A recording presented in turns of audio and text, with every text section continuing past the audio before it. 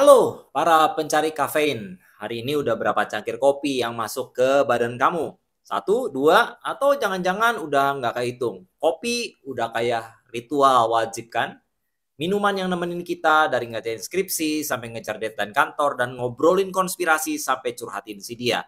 Tapi pernah nggak sih kamu berhenti sejenak natap cangkir kopi kamu dan mikir, ini minuman asalnya dari mana sih? Kok bisa jadi seheboh ini? Percaya atau enggak, di balik cangkir kopi yang kamu minum ada sejarah yang lebih gila dari drama penciptaan kamu. Saya akan ceritakan soal kambing yang lagi party, perdebatan antara pemuka agama sampai jadi simbol pemberontakan sebuah negara. Di episode kali ini kita bakal bahas tuntas 3 pilar utama dunia kopi. Pertama, kita akan telusuri sejarahnya yang penuh intrik dan plot twist. Kedua, kita akan kenalan sama jenis-jenis utamanya biar kamu nggak cuma bisa pesen es kopi susu doang. Dan ketiga, kita bakal jawab pertanyaan abadi, kopi itu sebenarnya sehat atau justru bahaya buat tubuh kita. Siapin kopi favorit kamu karena kita bakal mulai perjalanan ini. Sebelum kita lanjut, tolong dukung channel ini dengan subscribe, like, dan komentarnya ya. Dan kalau bermanfaat, bantu share ke teman-teman dan nyalakan loncengnya supaya bisa update terus dengan channel ini. Yuk, kita lanjut. Tonton sampai habis ya.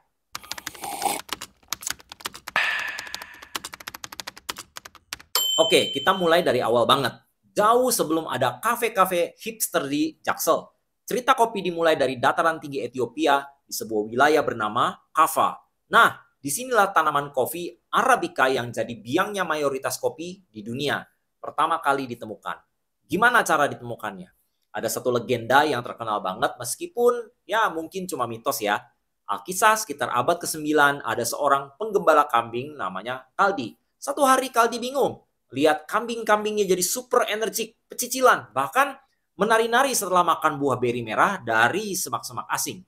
Penasaran, Kaldi nyobain sendiri buah itu dan dia ngerasain efek stimulasi yang sama. Dia pun bawa penemuannya ini ke kepala biara setempat. Awalnya si kepala biara skeptis, bahkan ngebuang biji kopi itu ke api karena dianggap kerjaan setan. Tapi aroma yang keluar dari biji yang terpanggang itu wangi banget.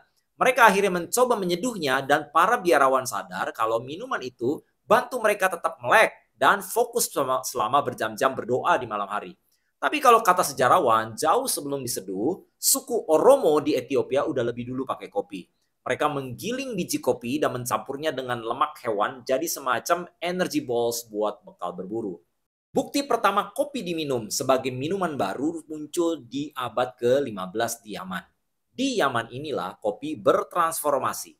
Kopi mulai dibudidayakan secara sistematis. Kota pelabuhan Al-Mukha atau Mocha jadi pusat perdagangan kopi dunia.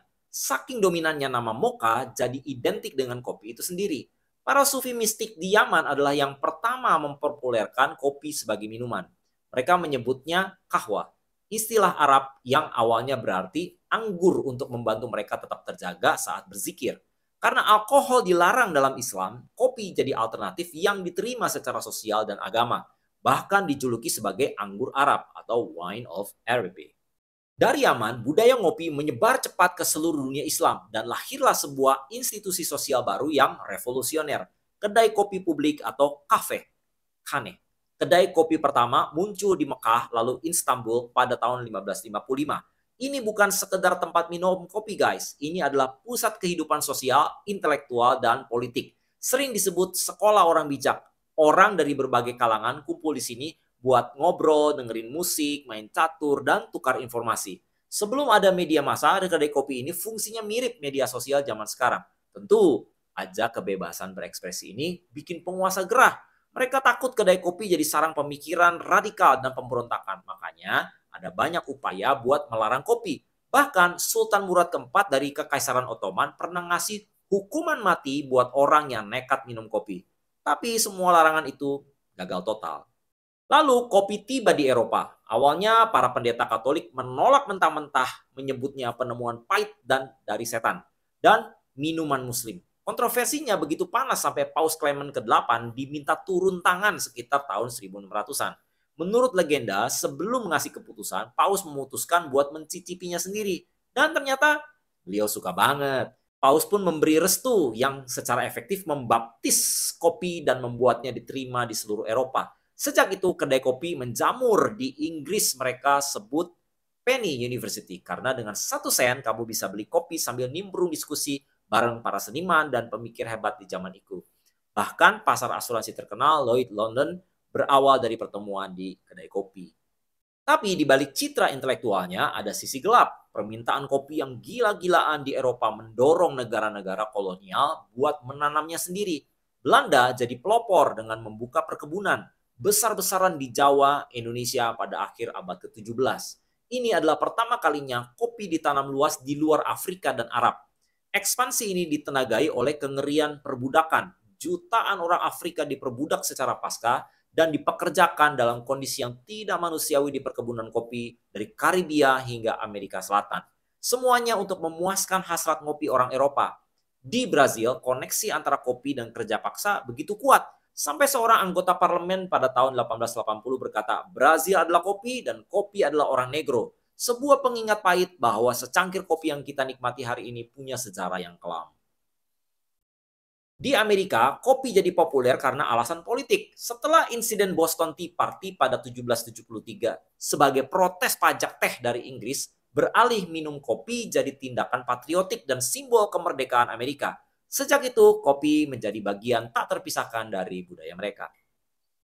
Jadi, dari kambing yang menari hingga menjadi bahan bakar revolusi, sejarah kopi menunjukkan sebuah tema yang berulang. Alat pembebasan pikiran yang selalu coba dikendalikan oleh penguasa.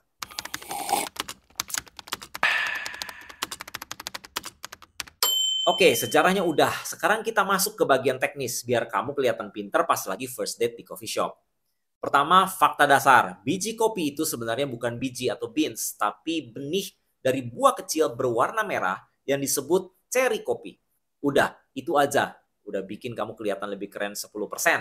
Meskipun ada lebih dari 120 spesies tanaman kopi, pasar global dinominasi cuma sama 2 jargon utama, kopi Arabica dan kopi Canefora yang lebih kita kenal sebagai Robusta. Ada juga Liberica dan Excelsa, tapi porsinya kecil banget. Pertama, kopi Arabica, si primadona. Ini dia rajanya kopi, menguasai sekitar 60-75% pasar dunia. Arabica ini asalnya dari dataran tinggi Ethiopia. Dan dia ini tanaman yang manja banget. Dia harus tumbuh di ketinggian, iklimnya harus pas, dan rentan banget sama hama dan penyakit. Makanya tanam Arabica itu lebih susah dan mahal. Dari segi rasa, disinilah Arabica menang telak. Bijinya mengandung gula hampir 2 kali lipat lebih banyak dari Robusta. Ini yang bikin rasanya kompleks, aromatik, halus, dengan tingkat keasaman atau acidity yang cerah. Dan bisa punya notes rasa dari buah-buahan manis, bunga sampai coklat. Kafeinnya juga lebih rendah, sekitar 1,5%. Kopi-kopi specialty yang diseduh manual itu kebanyakan pakai Arabica. Yang kedua, kopi Canefora atau Robusta. Si kuat dan pemberani seperti namanya Robusta ini kuat banget. Dia biasa tumbuh di dataran rendah yang lebih panas, lebih tahan hama, dan hasilnya lebih banyak. Kenapa dia tahan hama? Karena kandungan kafeinnya tinggi banget, bisa 2,7% atau lebih, yang berfungsi sebagai pestisida alami. Soal rasa, ya Robusta ini lebih ke strong, bold, dan bitter. Rasanya kuat, pahit, dengan jejak rasa seperti karet atau kayu. Mungkin kurang puitis dibanding Arabica, tapi Robusta punya peran penting. Dia jagoan dalam menghasilkan krema, busa tebal di atas espresso, dan jadi bahan dasar mayoritas kopi instan dan campuran espresso. Mayoritas kopi di Indonesia itu jenisnya Robusta loh. Yang ketiga ada Liberica dan Excelsa. Si unik yang langka. Liberica ini pemain langka, kurang dari 2% pasar dunia. Banyak ditemukan di Filipina dan Malaysia. Rasanya unik dan kuat. Sering dideskripsikan punya aroma smoky dan kacang-kacangan. Excelsa yang sekarang dianggap varietas dari Liberica punya rasa yang lebih tajam dan buah-buahan. Nah, yang menarik, perubahan iklim bisa mengubah peta kekuatan ini. Arabica yang manja itu sangat rentan sama pemanasan global. Sementara Robusta yang tangguh dianggap sebagai spesies kunci untuk masa depan kopi. Jadi jangan kaget kalau di masa depan Robusta bakal makin naik kelas.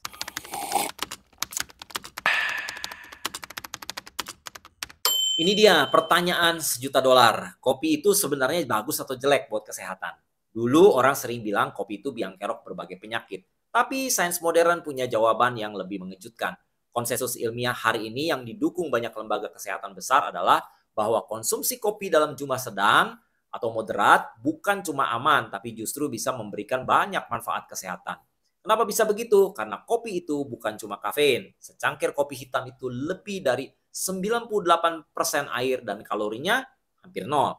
Kekuatannya ada di hampir 1 juta senyawa bioaktif di dalamnya. Sisi baiknya, penelitian modern menemukan banyak banget hal positif dari ngopi. Konsumsi moderat yaitu sekitar 3-5 cangkir sehari dihubungkan dengan umur yang lebih panjang. Ini yang paling keren. Peminum kopi rutin punya risiko kematian dini yang lebih rendah dari berbagai penyebab termasuk penyakit jantung, stroke, dan juga diabetes. Menurunkan risiko penyakit kronis. Studi menunjukkan ngopi rutin bisa menurunkan risiko diabetes tipe 2 secara signifikan. Kopi juga diasosiasikan dengan risiko lebih rendah terhadap penyakit neurodegeneratif seperti Parkinson dan Alzheimer. Kopi juga melindungi hati. Kopi, baik yang biasa merupakan yang decaf, punya efek perlindungan yang kuat buat liver kita, kesehatan jantung. Bertentangan dengan mitos lama, riset terbaru menunjukkan minum 1-5 cangkir kopi sehari justru diasosiasikan dengan risiko gagal jantung dan stroke yang lebih rendah. Juga untuk melawan kanker. Konsumsi kopi dihubungkan dengan risiko lebih rendah terhadap beberapa jenis kanker seperti kanker usus besar dan hati. Kopi juga meningkatkan fungsi otak. Ya, ini udah jelas lah. Kafein meningkatkan energi, kewaspadaan, mood, dan daya ingat. Sisi buruknya gimana? Jangan langsung minum seember, itu udah jelas. Kopi tetap punya risiko, terutama kalau berlebihan. FDA menyarankan batas aman kafein sekitar 400 mg per hari untuk orang dewasa sehat, itu setara kira-kira 4 cangkir kopi. Kalau lebih dari itu, siap-siap kamu akan ngerasain efek samping umum. Gelisah, cemas, jantung berdebar, sakit kepala, dan tangan gemeteran. Juga bisa membuat gangguan tidur. Ini masalah paling umum. Kafein menghalangi reseptor adenosin, zat kimia di otak yang bikin kita ngantuk. Juga minum kopi bahkan 6 jam sebelum tidur pun bisa merusak kualitas tidur kamu. Perhatian khusus nih. Untuk ibu hamil ataupun menyusui disarankan membatasi asupan kafein di bawah 200 mg per hari.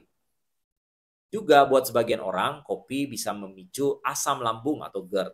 Jadi kopi itu teman atau lawan? Jawabannya ya tergantung. Kuncinya ada 2.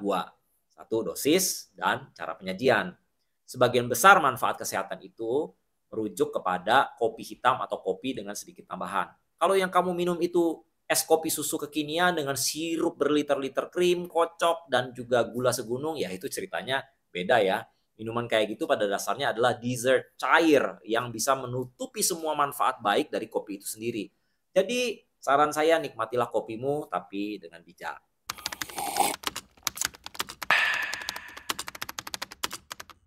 Gimana? Pikiran kamu mulai meledak dari sejarahnya yang penuh drama, jenis-jenisnya yang beragam, sampai perdebatan kesehatan yang ternyata lebih banyak positifnya ya dari yang kita kira. Sekarang saya mau denger nih dari kamu. Kamu tim Arabica yang kompleks atau tim Robusta yang nendang? Dan biasanya kamu minum kopi hitam polos atau es kopi susu gula aren? Tulis ya jawaban kamu di kolom komentar di bawah. Dan ini baru episode pertama. Episode berikutnya kita bakal deep dive lebih dalam lagi, kita bongkar tuntas proses produksi kopi dari masih di pohon sampai dia siap seduh di cangkir kamu. Kita juga bakal intip perputaran duit di industri kopi global dan khususnya di Indonesia yang gila-gilaan. Plus segudang fun fact yang bakal bikin kamu makin cinta sama kopi. Jadi jangan sampai ketinggalan ya. Klik tombol subscribe-nya, nyalain lonceng notifikasinya, kasih like juga kalau kamu suka video ini. Dan share ke teman-teman kamu yang suka ngopi. Terima kasih ya udah setia mendengarkan episode ini. Jadi tambah tahu dong. Sampai jumpa di episode selanjutnya. Yuk, seruput dulu kopinya.